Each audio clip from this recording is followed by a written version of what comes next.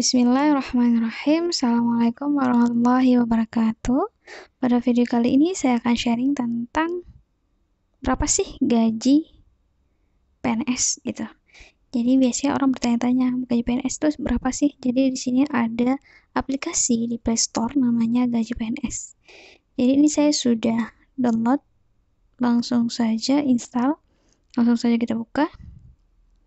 Jadi di sini ada menu-menunya.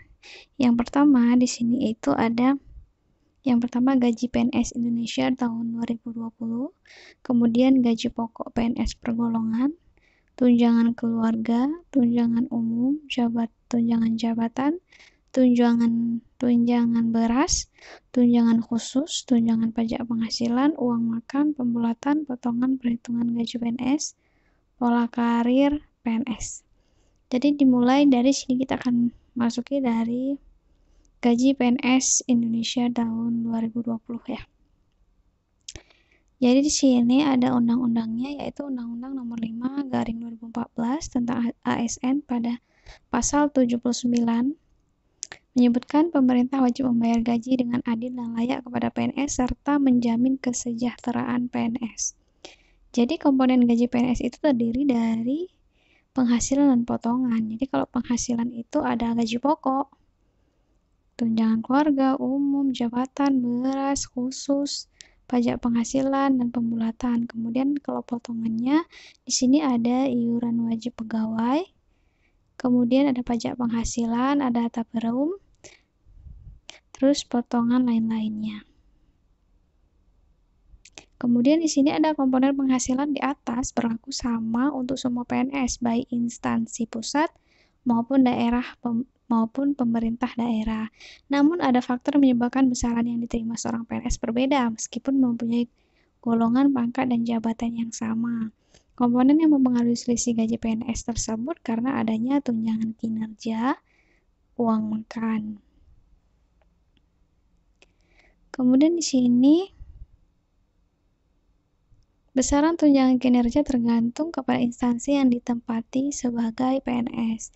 Perbedaan tidak hanya antara instansi pusat dengan daerah, namun antara instansi vertikal seperti kementerian lembaga juga tidak sama, tergantung pencapaian reformasi di KL tersebut.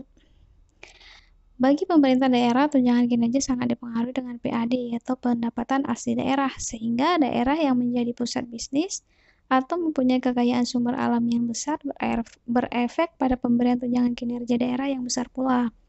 Tunjangan kinerja daerah sering disebut dengan istilah TPP, tambahan penghasilan pegawai. Kemudian ada juga uang makan di sini. Uang makan hanya berlaku bagi PNS yang instansi pusat dengan besaran yang sama yang ditetapkan dengan Peraturan Menteri Keuangan tentang standar biaya masukan. Jadi besaran uang makan PNS itu menurut Peraturan Menteri Keuangan Nomor 53 PMK 02/2014. Jadi di sini ada tergantung golongannya. Standar biaya masukan tahun anggaran 2015 yang pertama golongan 1 dan 2 sebesar 35.000. Yang kedua golongan 3 sebesar 37.000 dan yang ketiga golongan 4 sebesar 41.000. Uang makan diberikan kepada PNS yang dihitung berdasarkan jumlah hari kerja dalam 1 bulan. Biasanya 20 hari. Kemudian tarif PPh pasal 21. Jadi ini kan dia ada biaya penghasilannya, tunjangannya, kemudian kan ada pemotongan juga. Jadi sini pemotong PPh-nya itu yang pertama golongan 1 dan 2 tidak dikenakan PPh pasal 21, yang kedua golongan 3 dikenakan PPh pasal 21 dengan tarif 5%. Jadi kalau golongannya sudah golongan 3, dia kena PPh-nya atau pajaknya, pajak penghasilannya itu 5%. Sedangkan yang golongan 4 dikenakan PPh pasal 21 dengan tarif sebesar 15%. Sementara bagi PNS Pemda, uang makan bisa diberikan sesuai dengan kemampuan keuangan daerah. Jadi kalau pusat itu sesuai dengan yang ini, jadi ada uang makan dan tukin, tapi kalau misalnya dia itu gaji ataupun dari pemerintah daerah, dia tergantung dari PAD-nya. Selanjutnya di sini ada gaji pokok PNS per golongan. Jadi di sini ada tabel tergantung golongannya di sini sesuai dengan PP nomor 15 tahun 2019 tentang perubahan ke-18 atas Peraturan Pemerintah Nomor 7 Tahun 1977 tentang Peraturan Gaji Pegawai Negeri Sipil. Jadi dulu itu PP-nya itu nomor 7 tahun 1977 diganti jadi tahun PP 15 tahun 2019. Ini golongan satunya. Tergantung PNS-nya tadi itu golongan berapa. Kalau golongan 1 di sini ada 1A. Jadi MKG itu adalah masa kerjanya. Jadi tergantung kalau misalnya dia golongan 1 namun dia masa kerjanya 0, berarti gajinya Rp1.560.800. Begitu juga selanjutnya, kalau misalnya golongan 1 dia kan 1A, tapi dia itu masa kerjanya sudah 2 tahun, maka dia gajinya Rp1.610.000. Kemudian kalau dia golongan 1B, tergantung ya 1B-nya itu sudah berapa lama masa kerjanya. Begitu juga 1C, 1D, dan seterusnya. Di sini ada juga golongan 2. Golongan 2, jika PNS-nya golongan 2, namun dia masa kerjanya 0 tahun, maka gajinya Rp2.022.200. Kalau dia masa kerjanya sudah 1 tahun, berarti MKG-nya itu 1 tahun, jadi dia gajinya Rp2.054.100. Begitu juga kalau misalnya gaji golongannya sudah naik, misalnya jadi 2B, dan masa kerjanya juga jadi naik. Apakah 3 tahun, 5 tahun, dan seterusnya. Jadi tergantung. Kalau misalnya dia itu 2C, masa kerjanya sudah 5 tahun, berarti gaji pokoknya tadi itu Rp2.374.300. Di sini juga kita ada golongan 3. Jadi di sini sebenarnya salah mengetik ya. Ini golongan 2 bacaannya yang di tabel. Namun ini sebenarnya golongan 3. Di sini golongan 3A, kalau 3A dianya itu 0 tahun, pendapatan gaji pokoknya tadi itu Rp2.579.400 gaji pokoknya. Kemudian kalau misalnya 3B, kalau 3B dia masa kerjanya masih 0 tahun, gajinya adalah Rp2.688.500. Begitu seterusnya. Kalau misalnya dia golongan 3B namun dia masa kerjanya sudah lama, misalnya di sini masa kerjanya 4 tahun, maka gaji pokoknya adalah Rp2.860.500. Kemudian kita beralih ke golongan 4. Jadi golongan 4 di sini sama seperti yang di atas. Kalau golongan 4 dia masa kerjanya masih 0 tahun, dia gaji pokoknya Rp3.044.300. Misalnya di sini masa kerjanya sudah 20 tahun. Dia 4, misalnya 4C. Maka gajinya adalah gaji pokoknya Rp4.509.700. Begitu seterusnya. Masa kerja golongannya MKG itu. Kemudian di sini ada tunjangan keluarga. Jadi kalau di PNS itu ada tunjangan keluarganya, tidak hanya gaji pokoknya. Jadi tunjangan keluarga terdiri atas tunjangan istri atau suami dan tunjangan anak. Tunjangan istri atau suami besarannya itu yaitu 10% dari gaji pokok.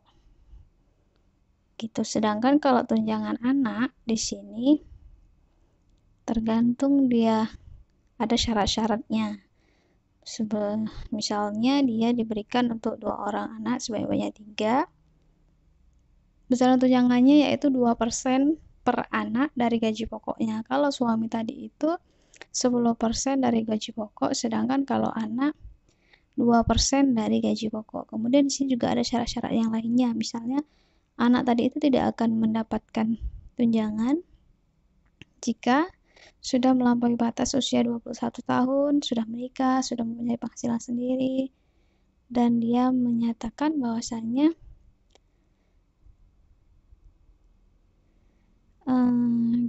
dia sudah meninggal dan yang lain sebagainya. Sini bisa dibaca ya. Selanjutnya di sini juga ada tunjangan anak angkat. Jadi dia tidak hanya anak kandung, anak angkat juga bisa mendapatkan tunjangan. Misalnya ada seorang PNS yang belum mempunyai anak namun dia mengangkat anak gitu. Jadi anak angkatnya tadi itu bisa mendapat tunjangan juga. Namun ada syarat-syarat yang harus dipenuhi gitu. Selanjutnya di sini ada tunjangan umum.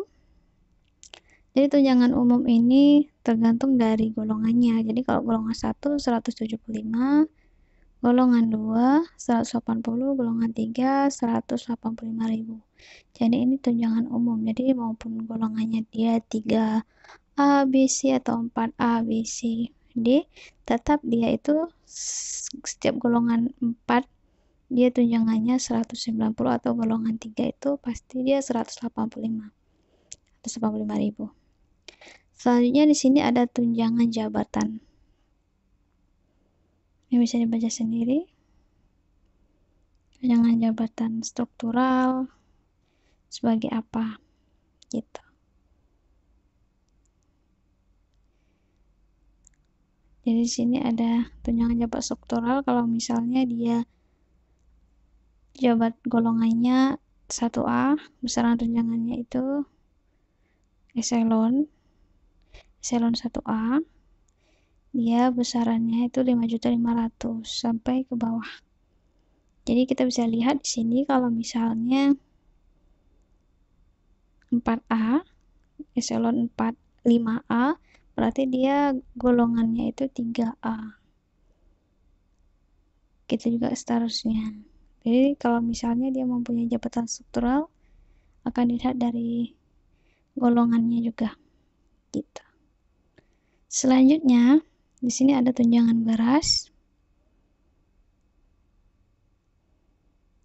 Jadi dia tergantung berapa orang yang menjadi tanggungan si PNS tadi itu. Jika misalnya suami istri kemudian mempunyai anak, maka dia itu tunjangannya itu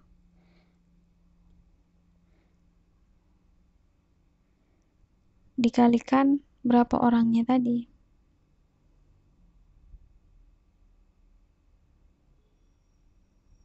Jadi satu orang itu dihitung 10 kilo dalam 1 bulan. Jadi per kilonya itu harga berasnya itu dihitung 7.242. Jadi kalau misalnya ada 4 orang, jadi tinggal dikalikan saja 10 kilo dikali 4 dikali harganya beras tadi sama dengan 289.680 gitu. Jadi kalau anaknya ada 3, orang tuanya berarti 5 dikali 5. Selanjutnya sini ada tunjangan khusus. Ada juga dia di sini tunjangan khusus, misalnya kayak tunjangan khusus Papua dan lain sebagainya. Selanjutnya ada tunjangan pajak penghasilan. Di sini langsung bisa dibaca bagaimana tunjangannya itu. Selanjutnya ada uang makan, tadi sudah. Kemudian ada pembulatan. Di sini kemudian ada potongan. Potongannya apa-apa saja, misalnya untuk dana pensiun, kemudian untuk BPJS, dan kemudian misalnya untuk tabungan hari tua gitu.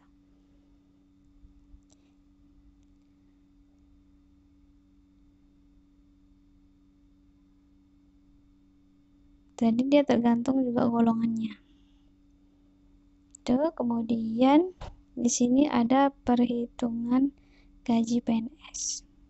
Contohnya misalnya di sini adalah lulusannya SMA, golongannya 2A, jabatan fungsionalnya, kemudian masa kerjanya 2 tahun, belum kawin,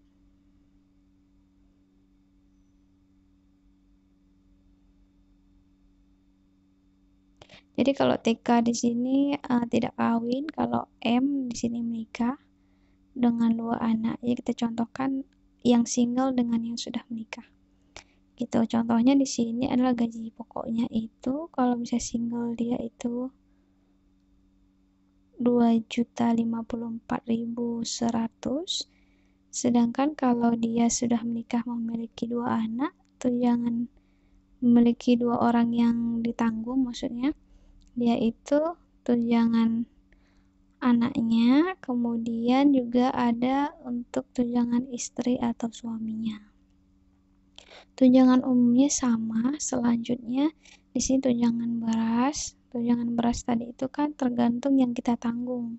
Kalau yang ditanggung ada 4 orang, berarti 4 kali 10 kali berapa gitu. Sedangkan kalau misalnya single atau belum menikah, dia tunjangan berasnya sendiri itu 72.420 begitu. Selanjutnya di sini ada tunjangan pajak.